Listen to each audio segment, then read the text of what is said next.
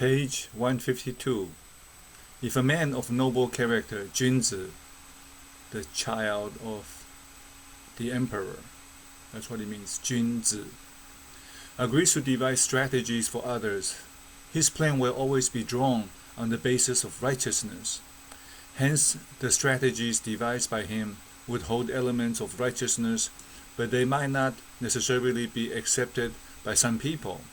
His strategies would display great loyalty, but they might not necessarily be used. His strategy would also be trustworthy, but they might not necessarily be trusted by others. When a Junzi corrects the faults of others, he will demonstrate it in his actions. Hence, doing things in a correct manner is an effective way to remind others of their mistakes. To rectify the unbecoming conducts of others, we should carry out acts of virtues frequently, so as to evoke the kindness in them. In this way, the principles of righteousness can be clearly understood, and the Italian scientists discovered the mirror neurons in the brain, which are firing when we watch people perform certain activities, and that's how the primates socialize and acculturate and pick up the behavior, such as the Japanese people bow a lot, and the Italian people talk a lot with their hands, very animated. Page 153. The book of Jingzuan interpreted the oracle of Seng San as follows. Plants would grow from the earth, indicating that this is a form of progressive development. A man of noble character, Junzi, is thus, or a woman, vigilant in his conduct and cultivates the act of doing kindness until he has accumulated his virtues to become a man of high morality. We learn small pieces here and there, and until they are habituated, then we can become wiser. Page 154. A ruler is hailed as an emperor because he is a man or a woman of high virtues. They are hailed as a king or queen because their righteousness is revered. They are hailed as a dominator because they understand very well how things work. Only when virtues have been compromised should one rely on strategy. Only when kindness is on the wane should one rely on punishment. Only when wisdom is inadequate should one rely on stringent policies. So the gentlemen use courtesy, and the non-gentlemen need persuasion. Page 155. Heaven has its seasons, and the earth is rich in its resources. Sharing these assets of nature with everyone is benevolence. Where there is benevolence, people will pledge their allegiance readily. Sparing people from death, eliminating their hardships, rescuing them from disasters, and helping those in need are acts of virtue. Where there is loving kindness, the people will pledge their full support. Sharing hardships, pleasures, likes, and dislikes with the people are acts of righteousness. Where there is righteousness, people will pledge their allegiance. In fact, human beings fear death and enjoy pleasure in life. They like to obtain benefits and advantages. To obtain benefits from all the people, that is Tao, the great way. Where there is Tao, people will pledge their allegiance. We are doing things accordingly, appropriately, and properly. Page 157. King Wen of the Zhou dynasty asked Taigong, "May I know more about the Tao of the ancient sages?" Taigong answered, "When righteousness overcomes desire, a country will flourish. When desire overcomes righteousness, a country will perish. When respectfulness overcomes arrogance, everything will be auspicious. When arrogance overcomes respectfulness, all achievements will be destroyed. Therefore, a government that lets righteousness prevail over selfish desires will rule effectively, and a government that lets arrogance prevail over respectfulness will be destroyed." Over time, I guess. Page 159. When morality, code of ethics, benevolence, and righteousness are observed, the world will naturally revert to its right path. In nature, everything knows its place, all the animals and all the trees. Page 160. When Tao, the Great Way, is implemented in governing, there is peace and stability in the country, despite having few rules. Against the Tao, rules might be plenty, but they will only bring confusion and chaos to the country. That's why education from childhood is very important according to Confucius and company. Page 161. If the order of the four seasons is interrupted, disasters will follow. If the earth reverses the order of nature, strange phenomena will appear. This means that if the people reject virtues and righteousness, chaos will arise. And when chaos arises, disaster and strange phenomena will prevail. Page 162. Both filial piety and respectfulness, as well as benevolence and righteousness, are the pinnacles of moral conduct and the basic guidelines in our daily life. Filial piety and respectfulness bring stability to the family and the entire clan. With benevolence and righteousness, we gain respect from people in the neighborhood. As we cultivate virtues, our good reputation will be attained as time goes by. Page 163. In our roles as sons and daughters, nothing is more important than taking good care of our physical well-being and maintaining a moral conduct that will glorify our parents. Confucius said our skin, head, hair, body from our parents, and if we do not take good care, then we are not loving children. We don't have filial piety. Zhengzi said, when a filial son serves his parents, he would let them enjoy listening to melodious music, provide them with comfortable living facilities, and serve them caring with appropriate food and drinks. In addition, he would love what his parents love and revere what they revere. Page 165. As children, we should serve our parents and never leave them alone. Do not get bored with laborious chores. Respectfully listen to our parents' advice and do not dishonor them. Understand their needs and try our best to fulfill them. When our parents are ill, we should not sleep soundly. And when they have not finished taking their meal, we should not enjoy our meal before them. Observe these duties diligently and put them into practice for the rest of our lives. Page 167. When attending to our parents, we should be respectful and sincere in performing our filial duties. Xi Jing said, rising early and retiring late, for you have worked hard, so as not to disgrace your parents who gave you life and nourishment. This denotes that a filial child is well-disciplined, hard-working, and will never bring disgrace to his parents. This is the filial piety shown by Junzi, a man of noble character, or a woman, a lady of noble character. This thing was written a long time ago. Page 169. Zhengzi said, Teacher, I have attended your lectures on kindness, respectfulness, caring for our parents, and glorifying their names. May I know whether sheer obedience to our parents is considered filial piety? Confucius said, what nonsense is this? What nonsense is this? In the ancient times, if the Son of Heaven, the ruler, had 7 ministers who would remonstrate with him, although he did not abide by the Tao, he would not lose his kingdom. If the Lord of a state had 5 such ministers, although he did not abide by the Tao, he would not lose his state. If a bureaucrat had 3 such ministers, although he did not abide by the Tao, he would not lose the headship of his clan. If an officer had friends who would remonstrate with him, he would not lose his good name.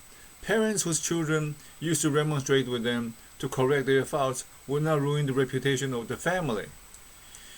Therefore, as far as the inappropriate conducts of parents, leaders, or friends are concerned, we should by all means remonstrate with them in order to rectify their shortcomings. So, how could listening blindly to our parents' instructions be considered filial piety? Page 171. Siblings are like the left and right hands of a man or woman. For instance, if a man or woman about to engage in a fight were to cut off his right hand and claim that he can win the fight, does that make sense? Will a man or woman who abandons and distances himself from his siblings be able to befriend anyone? Confucius. Page 172. Being benevolent, Len, means showing loving kindness to others. Loving kindness is the moral character of parents. If the rulers care for the people with this parental love, they will implement plans that will benefit the people greatly. Being righteous, E, means having the ability to discern right from wrong and carrying out appropriate actions at the right time, which eliminates disasters for everyone. Doing what is beneficial for the people and eliminating disasters are meant to be the mission of men and women of virtues. Page 174. In comparison to animals, the noble truth about human beings is that they are capable of showing loving kindness and mutual respect for one another. Page 175. Benevolence is the root of all virtues, and faithfulness is the key to righteousness. A benevolent person will never distance himself from old friends, and the faithful person will never disregard his superiors. This is the noble virtue. Buddha said we should not speak against the leaders of a country. Page 176. Members of the imperial household of the Zhou dynasty were honest and tolerant, so much so that they would even shower kindness to every plant and every tree. Thus they were able to keep peace among their clans and show due respect to other elders. They provided for the elders and humbly sought advice from them, and so accumulated long-lasting blessings for the Zhou dynasty. Page 117. As a wise ruler, presiding in the imperial court can be likened to a chairman sitting in an assembly hall.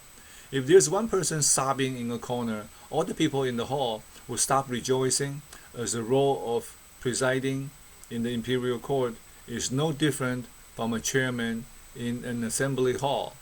A wise ruler would see that everyone in the hall is appropriately seated before a filial son could come forward to present gifts to his father. Pretty much like how Jesus said he would leave the 99 sheep and go to find that one lost sheep. Until the least among us is okay, nobody is okay. Page 180. Minister Gao Yao expressed his opinions to Emperor Shan.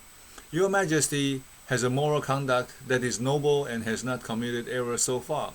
You give simple but precise instructions to your subordinates and govern the people with leniency. Punishments will not be imposed on the offsprings of the offenders, whereas rewards will be given to the descendants of the award recipients. Crimes committed out of mistake could be pardoned, but intentional offenses, no matter how minor, would be punished. When doubtful of deciding a sentence, you choose to impose lighter punishment. When doubtful of presenting a meritorious award, you choose to reward handsomely. You would rather be blamed for disrupting investigation procedures than to put innocent people to death by mistake. Buddha said, compassion is the wishing fulfilling jewel. Page 181. Zigong said, is there a word that one can hold permanently to one's heart? Confucius said, it is this word, su, forgiveness. What you do not want done to yourself, do not do to others. As Jesus said, forgive 7 times, 70 times, right? Page 183. The sages regard benevolence and righteousness to be the norm of a noble son, Junzi. One who meets this norm is a Junzi, whereas one who does not is a scoundrel. Although a Junzi might die, his reputation lives on. A scoundrel might hold important positions, but the crimes he committed will never be easily eliminated. Holding a vast territory with the left hand and sitting on his throat with the right hand is something not even a fool would do, slitting his own throat. For human life is much more precious than winning over the world. However, a man who could sacrifice his life to save the ruler and his own parents from danger valued righteousness more than his own life. Owning the whole kingdom has immeasurable benefits, but it is insignificant when compared to one's life. Life is precious, but it is insignificant as compared to righteousness. Such is the behavior of people who regard benevolence and righteousness as their norm in life. Page 184. Confucius said, "Riches and honor acquired through unscrupulous means are like the unpredictable floating clouds, which to me are never worth going after." Page 185. Confucius said, "A man of noble character, 君子 or woman, would never act contrary to benevolence even in between a short meal interval. In moments of haste, she sticks fast to it. In times of danger, she sticks fast to it." Stick to the principles in principle-centered leadership as we go in and out of the battles of life and death at home and also at work, and we will be protected even though some parts of the passages or the transition seems very dark, morbid, and hopeless. But stick to the principles. Page 186, Mengzi said, "A benevolent person will never kill an innocent man, even if it is the way to win the throne." Page 187, "There has never been a benevolent person who would abandon his own parents, and a righteous person who does not under his ruler with due respect." Page 188, "Those who made contributions but disregarded benevolence will cause doubts and suspicions in others' minds. Those who committed offenses but upheld benevolence and righteousness can gain the trust of others. Therefore, benevolence and righteousness should be the moral guidelines in everything we do, as they are the noblest virtues. Although cautious strategies can be devised to prevent disasters from happening, and nation building can materialize in a given time. A government that goes against benevolence and righteousness will not achieve a complete success in its undertakings." Page 190. "Provide equal opportunities for worthy people to join the government and uphold fairness and principles in governmental administration. In this way, worthy people will naturally be keen to join the government. With utmost sincerity, heaven and earth will be moved, let alone human." Page 191. "If a man or woman in a high position could treat his or her subordinates sincerely and earn their trust, trustworthy persons will be keen to serve him or her, while insincere people will feel regretful and change to respect her instead." The trusted place by people on their government is the most valuable asset of any country. Confucius said, "Since the dawn of time, death is inevitable to everyone. But if the people have lost faith in their rulers, there will be no peace in the country." Page 193. "The manner a ruler delegates duty to her officials can be likened to the body entrusting jobs to its hands, and the way the officials serve their ruler can be likened to the hands that belong to the body, both sharing joy in times of comfort and sharing sorrow in times of suffering. When the ruler and his officials work together to cope with administrative issues, the latter will naturally work hard and share delightful moments with him or her. Why is this so? This is due to the unwavering mutual trust binding them."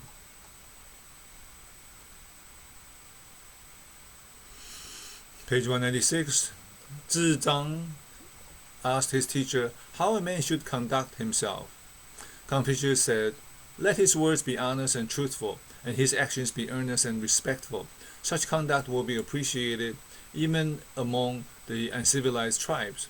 If his words are not honest and truthful, and his actions are not earnest and respectful, will he, with such conduct, be appreciated in his neighborhood?"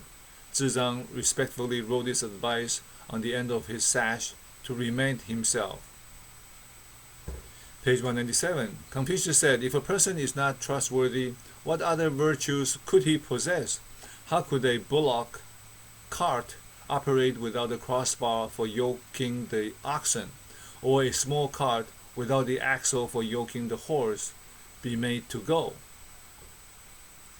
Guiding principle, trustworthiness. Dr. Covey in The 7 Habits of Highly Effective People talks about competence, which is character plus trustworthiness equals character plus competence. So if you may be totally competent, but if you cannot be trusted, you don't have the character, then you cannot be trusted. Page 198. If trustworthiness is not upheld, there are no grounds for righteousness to be established. Page 199. A man of noble character, Junzi, upholds respectfulness to correct his mind and display righteousness in all his actions. As such, he will never be isolated, as his exemplary role to others earns the due respect from people around him. So trust in a family, right? So you trust that when you come home, your spouse will be there and not having an affair, not hopefully drunk, and not doing things which are not expected in the context of the family. So if that trust is not there, the family is ineffective. Page 200. Confucius said, if a minister can make his own conduct correct, what difficulty will he have in government? If he cannot rectify himself, how can he rectify others? Page 201. Heaven encompasses all things. Earth sustains all things. The sages govern all things that come their way. Sages can be likened to the sun. Despite seemingly a foot in circumference, it can illuminate all things under heaven and earth. The sages' physique may be small, and yet their kindness can spread far and wide. For as long as the sages' thoughts, speech, and actions are upright, the world will enjoy peace and order. Everything begins with a thought. If you think about you want to become a wrestler, that thought would take you to your training, and your body will change, your behavior will change, your mannerism will change, and your occupation and everything will all could follow that. So choosing the right paradigm aligned with the correct principle is the single most important thing. Page 202. Confucius was but a common man who kept on learning from the sages and aligned his conduct with their teachings. Without the teachings of Confucius, rulers of the 4 seas would have no basis to gauge the performance of their administration. Page 203. If there is no compassion, there will not be harmonious communities. If there are no harmonious communities, resources will not be utilized properly, and this will create a shortage in the supply of daily necessities. With this shortage in daily necessities, rivalry among the people will be provoked. Thus, in ancient times, a man of virtues would cultivate respectfulness, forbearance, and loving kindness to win the support of the people. As his supporters increased, communities were formed, and this man became their leader or woman. A people from far and wide came to pledge their allegiance to him. This leader hence became a ruler.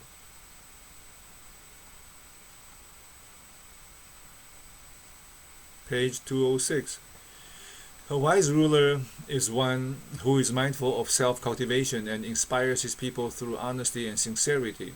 Ancient wise rulers loved and cared for the poor as if they were their own children.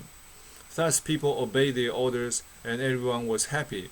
When making offerings to their ancestors, the ancient rulers were filial and respectful. When working closely with their subordinates and people, they were humble and considerate.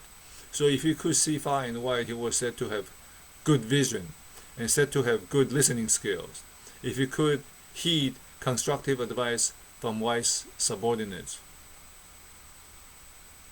Page 207. There will not be any unrighteous ministers serving under a virtuous leader. There will not be disorder in the country if the ruler could run his administration with law and order. There will not be corrupted officials around if senior officials are stern and upright. There will not be chaos and unrest after the ruler has bestowed rewards according to the merit and appointed worthy people to high positions. And there will not be any rebellion by the peasants if the ruler is virtuous and his subordinates are noble. Page 209. An idiom said, to fight the freezing cold, Nothing is more effective than putting on a thick fur coat. To stop rumors from spreading, nothing is more effective than cultivating one's virtues. These are indeed words of wisdom. Page 210. A man of noble character, Junzi, or woman, lady, is virtuous and he delights in others who are virtuous. He is competent and he delights in others who are competent. Although he appreciates the practice of good deeds, he will never force others to do so. He despises deviant individuals, but he will not detest them as if they were his enemies. He will neither presume the conduct of others to be indecent, nor suspect others to be untrustworthy. He does not take pleasure in others' mistakes, but assists others in accomplishing acts of kindness. Page 212. Thus it is said, those who remember the contributions of others and forgive their mistakes can become good leaders. To a man of great virtues, do not investigate the small matters concerning his personal life. To a man of great reputation, do not criticize his minor faults. From ancient times until today, there has never been a person whose moral conduct is perfect. I guess except Jesus. Page 213. Emperor Gaozu of the Han Dynasty was a civilian from a region east of Shaoshan. When he decided to raise an army, magnificent men from all parts of the kingdom immediately joined him, while able and virtuous men came to serve him. Under his leadership, no one could stop him from winning the throne, because the laws and regulations he created were brief and clear, and he was a man of great tolerance who could accept all competent people to serve under him. Page 215. Those who think they are perfect are in fact inadequate. Those who think they are intelligent are in fact mediocre. While the sun and the moon may be bright, they cannot light up every dark corner of the world, for they are too high up in the sky. The glow of a candle may be weak, but it can light up any dark corner beyond the reach of the sun and the moon, for the source of the glow is close to the ground. Be humble. Page 216. Confucius said, he contributes assiduously but does not boast of it. He achieves merits but takes no credit from it. This is honest and sincerity at the greatest height. It means that a man of noble character, Junzi or woman, has achieved great merit yet places himself below others. Rumi, the Sufi poet, said, knock down the idol your students make of you. Page 217. Zilu drew near and asked Confucius, Dear teacher, may I ask if there is a method of holding something full without spilling it? Confucius said, while he is intelligent and wise, he appears to be slow-witted. While he has surpassed the world in his contributions, he is forbearing and non-confrontational. While his bravery is strong enough to astound the world, he remains careful and vigilant. While he owns a world of wealth, he remains respectful and humble. This is what the ancients described as the way of great humility. Page 219. He who has made great contributions but remains humble and modest will win the support of many people. He who is proud and arrogant will lose the support of many people. The increase in pledges of allegiance is a good sign, but the increasing rate of abandonment is a sign of danger. Page 220. A leader understands his noble status and expertise and keeps a very low profile while performing his duties. Thus he has everyone readily pledging their allegiance to him, just like a huge valley that could contain hundreds of streams. Page 221. If a man cultivates virtues and treats others respectfully, will anyone refuse to follow him?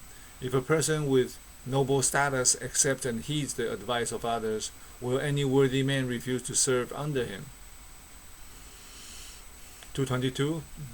If a man or woman can retreat instead of advancing, forbearing instead of demanding, keeping a weak image instead of a strong one, then he is actually practicing the heavenly way, which takes away the surplus and replenishes it to the insufficient.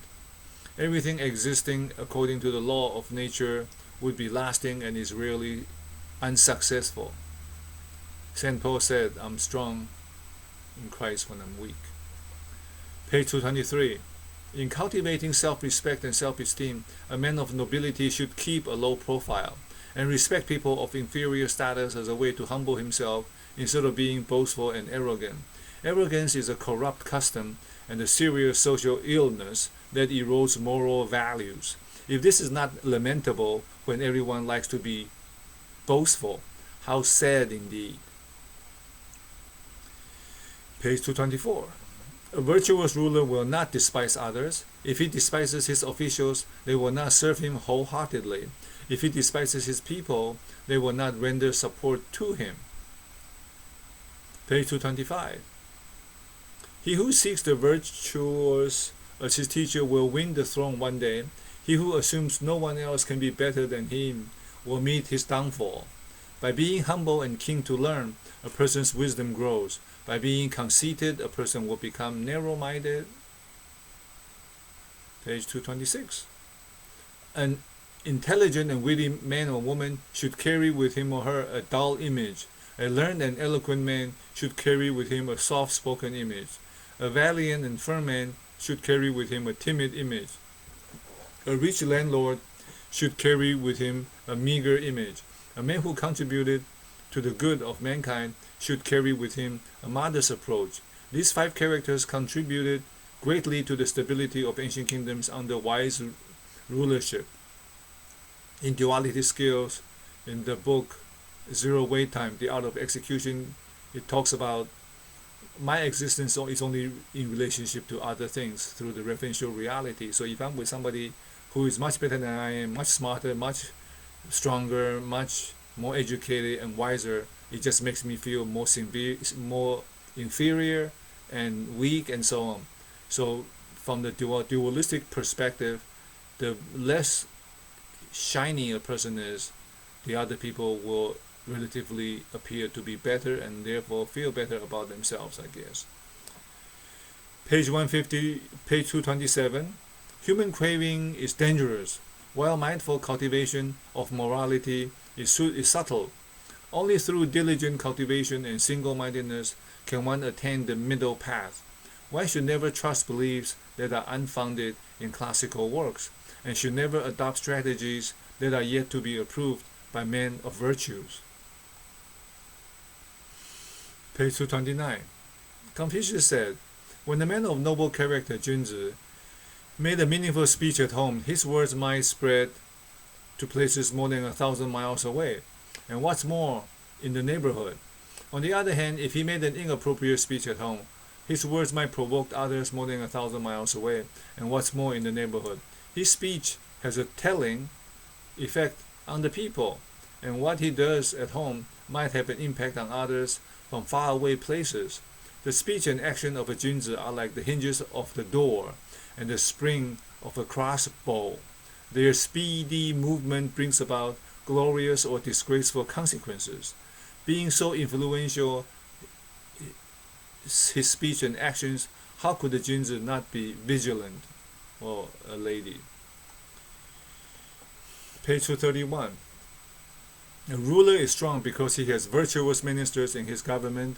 Thus, nations from 4 corners of the world would come and heed its practices. A ruler exemplifies virtuous conduct, so lords from the 4 corners of the world would submit under his command. People would follow his respectful, discreet, and dignified manners. Educational laws are enacted based on the ancient ethical standards. Conducts are expected to be appropriate and pleasant. Carving and polishing can remove the flaws on a piece of white jade, but the harm done by defective laws is difficult to redress. Page 232. Confucius said, a man of noble character, Junzi, or lady, advises people to be kind through his speech and keeps them away from acts of evil by his exemplary role. Hence, before speaking, he is very mindful of the effects of his words and extremely careful of the consequences of his actions, so that everyone will be mindful when speaking and cautious before doing anything. This is something I need to learn. Page 233. Even a speed as swift as a lightning can never retract a slip of the tongue. Even a man as talented as Lu Ban cannot eliminate the ill effects of an inappropriate speech.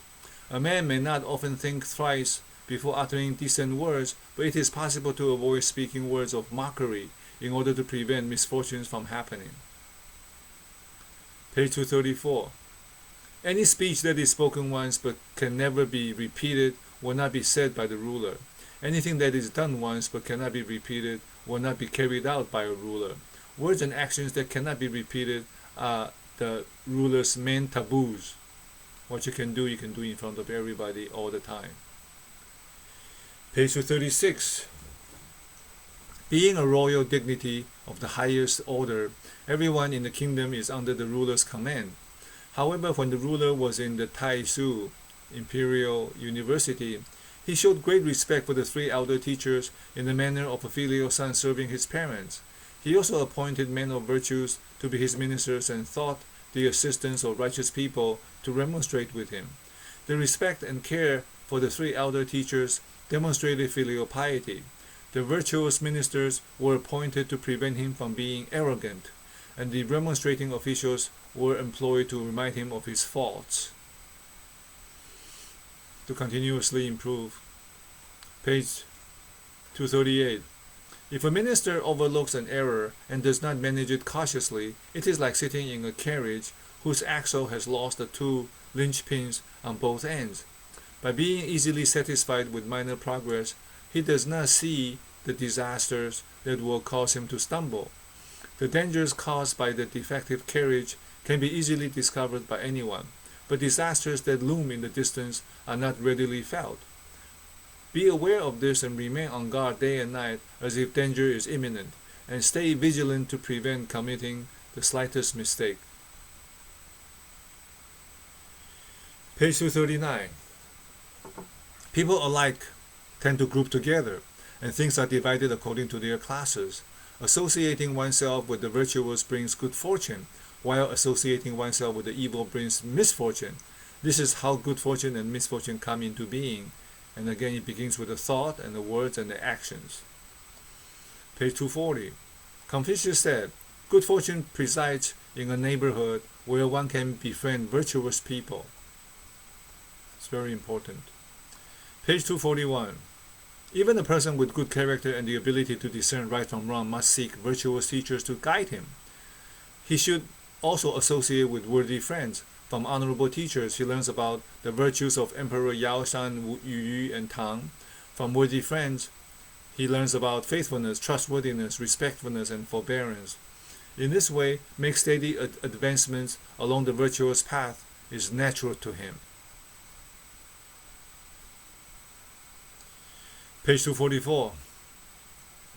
When interacting with one another, we must show loving kindness, forgiveness, humility, and forbearance. Sincerity comes from the bottom of our hearts, and trust is shown to others. We should not listen to gossips, and should never be biased and criticize the shortcomings of others. Instead, we should try to compliment people for their good deeds openly. For those who betrayed us, we will show leniency to them, and for those who doubted us, we should prove ourselves to be even trustworthier. We will secretly help those in need without expecting anything in return, and make contributions without craving to be acknowledged. When these principles are never abandoned and diligently practiced, will there be anyone who still hates us? Page 245. Nowadays, people merely think of sharpening their swords instead of spiritual advancement. Spiritual cultivation is actually sharpening one's body and mind. Page 246. A man of noble character, Junzi, should learn from the saints and sages, self-reflecting several times a day to check on his faults. If he can persist in this practice, he will become a wise man and who seldom makes mistakes.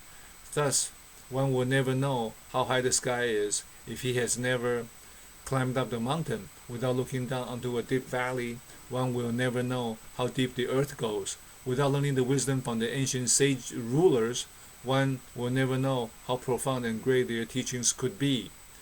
7 habits. The habit number 7, sharpen your saw, mentally, physically, emotionally, socially. Continually improve oneself. Page 248. The ancient scholars toiled in the farms while cultivating their intellect and character. In the span of 3 years, they had familiarized themselves with one classic, grasping its essence through repeated study of the same text. Hence, they spent little time in this aspect while accumulating virtues. By the time they reached the age of 30, these scholars would become proficient in the 5 classics. Learn young so you can enjoy the rest of your life. But it's never too late. Page 249. A man of noble character, Junzi, is overcome by the fear of not acquiring profound knowledge after learning from the sages. Having acquired profound knowledge, he is yet overcome by the fear of being unable to allow time for revision. Having revised the lessons over and over again, he is yet overcome by the fear of being unable to fully understand the lessons. After understanding the lessons, he is yet overcome by the fear of being unable to practice what he was taught. After practicing what he was taught, he is yet overcome by the fear of being unable to conduct himself humbly. If a Junzi can put these 5 requirements into practice, that would suffice. It's about neuro-linguistic programming, changing one's personality, changing one's position to where the pattern in one's brain changes based on neuroplasticity. So that means a lot of practice, a lot of reinforcement, continually working on that new character until it sticks. And after it sticks, one still needs to continue to do it because entropy sets in all the time.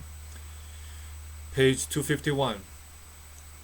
The book of Tuanzong said, "Heaven and earth move eternally according to the law of nature. The sun and the moon, being encompassed by heaven, shine perpetually. The endless revolving of the 4 seasons enables all things to thrive under the sun. Men and women of virtues persistently advocate good morality and righteousness so as to lead their country towards lasting peace and prosperity. Observing what they have been doing, we realize that the same rules apply to the ceaseless thriving of all things under the sun." The Tao, that's the great Tao by Lao Tzu. Page 252. The sages are known for their perseverance because without it, virtues could not be firmly established. Persisting in their moral and righteous cause, they were successful in teaching and transforming the world. Without perseverance, virtues cannot be established. Without virtues, long-lasting stability cannot be found. Page 253. When a man of integrity cannot make others respect him, he will not give up his aspirations.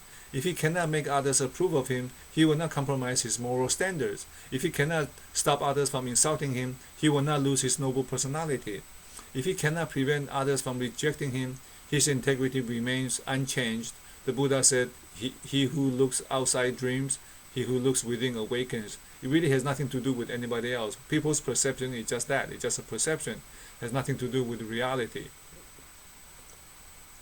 Page 254. A man of noble character, Junzi or woman, by virtue of his or her benevolence, is fit to become a leader. She facilitates propitious meetings or feasts in accordance with propriety, thereby enabling propriety to be promoted. He provides benefits for others in accordance to the way of righteousness. And by such righteous acts and firmness, he is able to accomplish all tasks. Confucius commented that Zichan has 4 of the characteristics of a Junzi. In his conduct, he is humble. In serving his superiors, he is respectful. In providing assistance for the people, he is kind. And in deploying the people to carry out public services, he is just. Do the right thing, right? Page 256. Confucius said, similar sounds resonate well with one another, while similar scents attract each other. Water flows toward the wetland and fire burns at the dry place. Auspicious clouds rise with a dragon's cry. The valley winds tell a tiger's roar. When the sage appears, all men will look up to him, adore him, and follow his guidance and teachings. Page 257. The oracle of Zhen denoted the man of noble character, Junzi, acts according to its divination and put a restraint on his desire. does not go in his thoughts beyond the duties called for by his positions. He respects the authority of the person in charge. Page 258. If the nobility could treat the lowly people with humility, no one would dislike them. If the wealthy could assist the poor and needy, no poor people would dislike them. If wise men could provide guidance to the ignorant, no ignorant people would dislike them. Page 259. Confucius said, if a noble and wealthy person is humble, would anyone dislike his company? If a noble and wealthy person could love and care for others, would they distance themselves from him? If a man's speech is reasonable and does not contradict humanity, then he is regarded as an eloquent person. Page 260. Is it not too foolish to put our lives and the lives of our parents and family members at stake just because of a fit of anger? This is the leader's edge skills. Keep the big picture. Look at the big picture.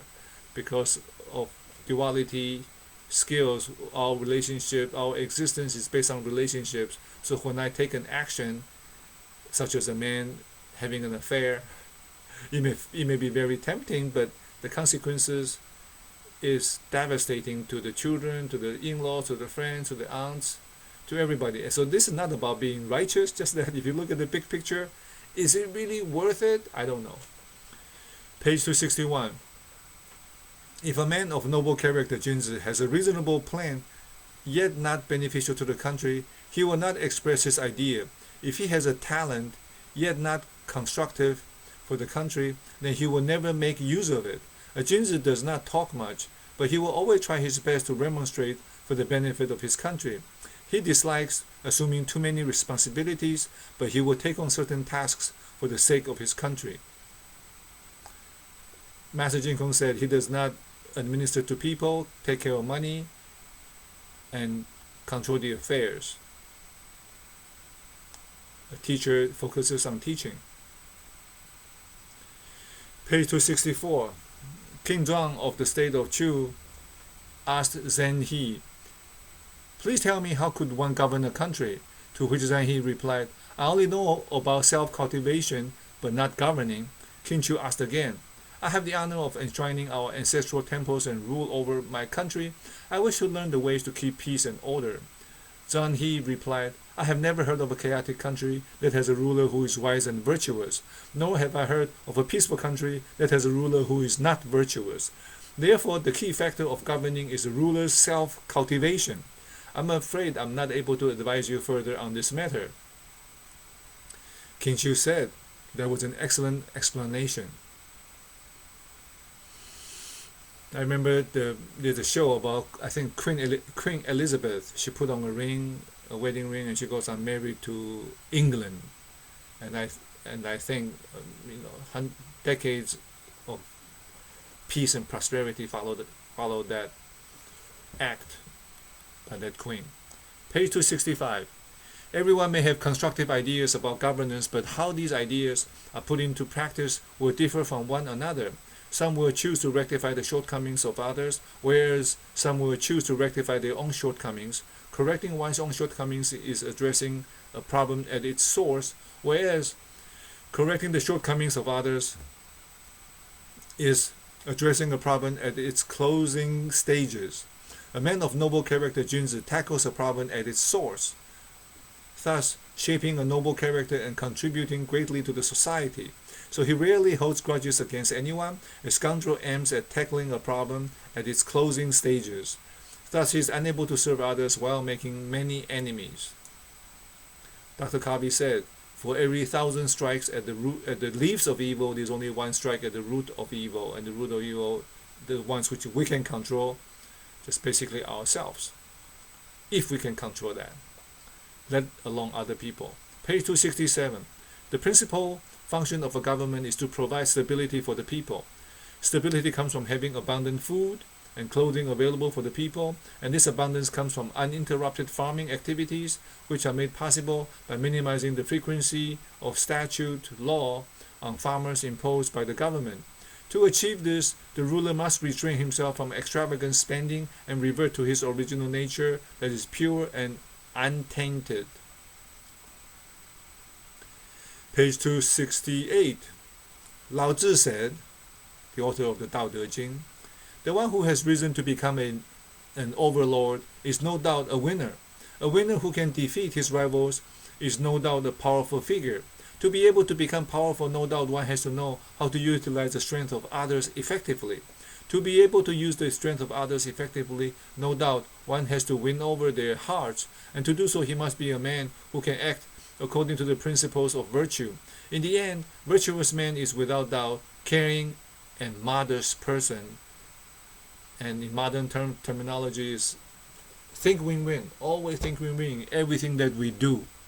So we expand ourselves to include other people from the get-go. Page 270. When a sage ruler promotes moral and virtuous values and devises policy to put them into practice, he must start from his immediate company. A government that has no righteous principles will not rule well, and when the ministers are not upright, they cannot exert great influence. Page 271.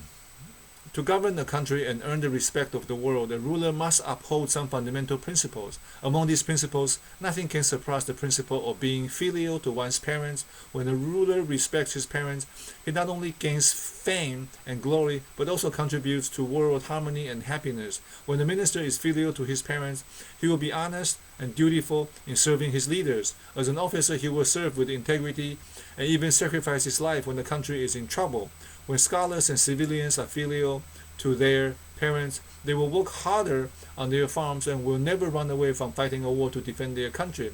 If there is one way that can accumulate hundreds of blessings, eliminate hundreds of misfortunes, and win the support of the people, it is none other than the propagation of filial piety, to honor one's parents and teachers. The Ten Commandments. Page 273. The principal task of a government is to promote the virtues of benevolence and righteousness, followed by the enforcement of laws. One who gives the highest priority to promoting virtues is known as a man of noble character, Junzi. Otherwise, he is only an ordinary man.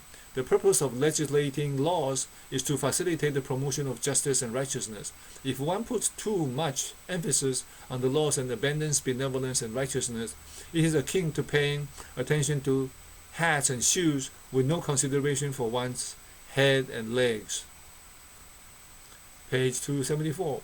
It is most important that the government employs virtuous and able people to serve the country, while eliminating evil and malicious people as its most pressing tasks. Jack Welch, in one of his last videos, if you do a YouTube Jack Welch last management meeting, he said the same thing. Page 276. There are no such things as chaotic countries, but just countries with corrupted leaders, rulers. There are no such things as efficient policies that can keep a country safe and peaceful without the wise rulership of worthy people. The archery skill of Hu Yi is remembered, but he could not make every future generation achieve his state of excellence. The governing laws of King Yu remain, but these laws could not make the Xia dynasty retain its power forever. Therefore, governing laws cannot exist by themselves. The presence of worthy people who can execute the laws will keep the laws alive. Without these worthy people, the laws will be rendered useless. The laws of governors provided the basis, while men of noble character, Junzi, or women, put them into practice. Their presence will ensure social order. Although laws are sparse and few, without them, not even well-designed laws can prevent social upheavals. Thus, a virtuous leader is eager to find the Junzi who can help him to govern well, while an unwise leader is only eager to gain power. With Junzi serving in his administration, the ruler is able to relax and enjoy a peaceful and orderly country. He would also gain great reputation for being a good ruler. On the other hand, a ruler who is eager to gain power will exhaust his energy and throw the country into chaos. Not only will he jeopardize his career, but also bring disgrace to himself. That's it for today. Take care of yourself. Amitofo.